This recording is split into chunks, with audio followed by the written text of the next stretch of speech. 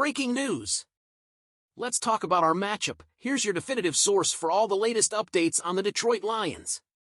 Before we dive into today's exclusive post-Thanksgiving analysis, take a moment to hit the like button and subscribe to the channel. It's the easiest way to stay in the loop as we head into this exciting stretch of the season. Ready? Alright, let's get to it. What a game we had on Thanksgiving! The Lions pulled out a thrilling 23-20 win over the Chicago Bears, improving to an incredible 11-1 record. Ford Field was electric as we held off Caleb Williams and the Bears to secure another win on our way to the playoffs. But let's face it, this win didn't come easy. While the offense did enough and the defense stepped up in critical moments, injuries continue to plague the roster, particularly on the defensive side of the ball. After the game, head coach Dan Campbell provided updates on several injured players, but one name stood out as the most concerning: Malcolm Rodriguez. According to Campbell, Rodriguez's right knee injury may be the most significant of the setbacks suffered during the game. He didn't sugarcoat it, admitting, "I'll be honest with you, I think Rodrigo is the one that might be the worst. I don't know how significant it will be yet, but he's the only one that I'm worried might be out for a while." Rodriguez wasn't the only player to leave the game early. Defensive end Josh Paschal and defensive tackle Levi Onwuzurike also left with injuries. Paschal went down chasing Bears QB Caleb Williams and didn't return after halftime due to a knee injury. Onwuzurike, meanwhile, suffered a hamstring injury late in the first half, forcing him to sit out the rest of the game. While Campbell expressed optimism that Paschal and Onwuzurike may not miss extended time, their status for the upcoming matchup against the Packers remains uncertain. These injuries add to what is becoming a growing list of defensive challenges. Last week, key contributors like Alex Anzalone and Marcus Davenport joined the injury report, and cornerback Emmanuel Moseley was a surprise inactive on Thanksgiving after appearing ready for a bigger role. Campbell shared that Moseley had an issue before the game, saying, "Something came up, and we just didn't feel good about him going full speed. Luckily, we avoided making it worse." Despite these setbacks, the defense found a way to persevere. Players like Trevor Nowak, David Long and others stepped up to fill the gaps. The Lions' depth has been tested all season, and while it has held up admirably, losing key players like Rodriguez in the heart of a playoff race could spell trouble. Our linebacker core is already thin with Derek Barnes, Jalen Reeves-Maybin and Anzalone on injured reserve. Now the focus shifts to Aaron Glenn's creativity in keeping this unit competitive against a Packers team eager to play spoiler. Looking ahead, the Lions will have to regroup quickly. Thursday's game against Green Bay isn't just another divisional matchup, it's a chance to make a statement and solidify our position as an NFC contender. The Packers are coming off some solid performances, and while the Lions are favored, this is the NFL. Every game matters, especially when injuries pile up and depth is tested.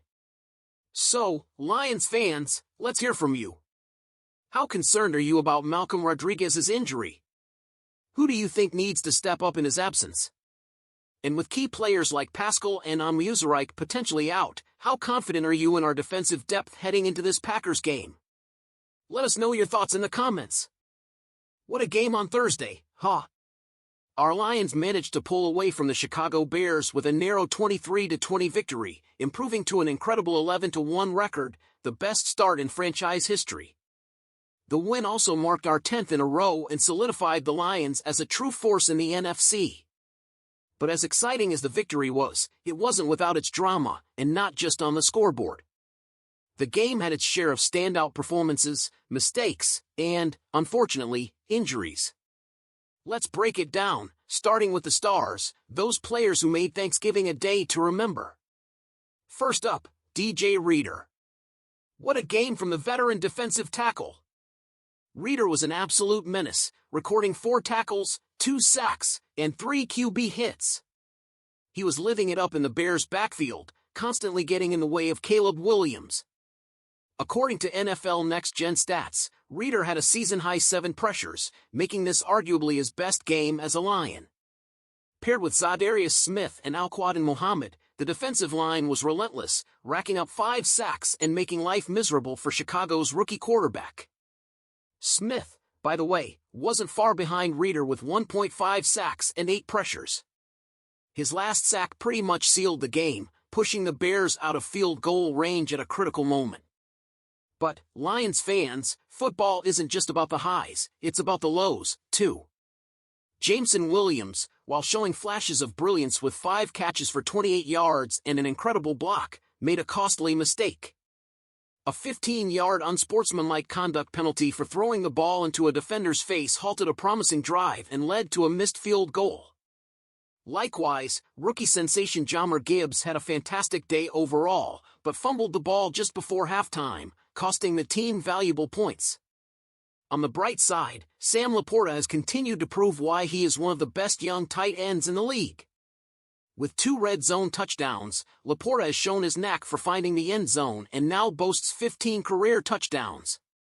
Head coach Dan Campbell noted after the game that Laporta is finally healthy again, and it's clear he's getting back to the form that made him a breakout star. However, it wasn't all good news for the Lions. The injury bug bit hard once again, especially at linebacker.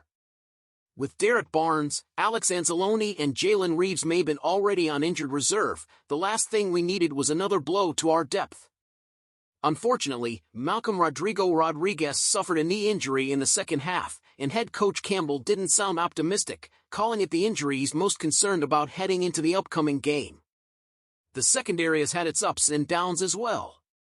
Brian Branch, known for his hard-hitting style of attack, was beaten on a 31-yard touchdown by DJ Moore, highlighting the need for more consistency in coverage.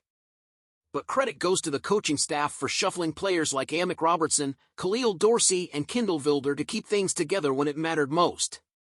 As for the offensive line, Dan Skipper replaced the injured Taylor Decker and held his own, proving the depth and resilience of this unit. Jared Goff was only picked off once, and the Lions' running game flourished with 194 yards, its second highest total this season. Looking back on this game, it's clear the Lions are resilient. Even when things got tough in the second half and the Bears rallied, this team found a way to win. But as we prepare for another divisional showdown against the Green Bay Packers, questions remain. Will injuries to key players like Rodriguez and others catch up? Can the next man up, like David Long or Ezekiel Turner, step in and deliver? Lions fans, this is where you come in.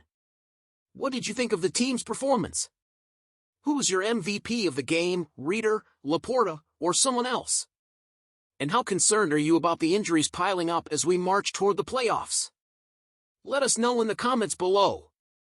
Before you go, be sure to hit that like button, subscribe to the channel, and turn on notifications so you're always the first to know about the latest Lions news. This season was one for the history books, and we still have more to write. Thanks for watching, Lions fans, and as always, go Lions! Let's keep this momentum going.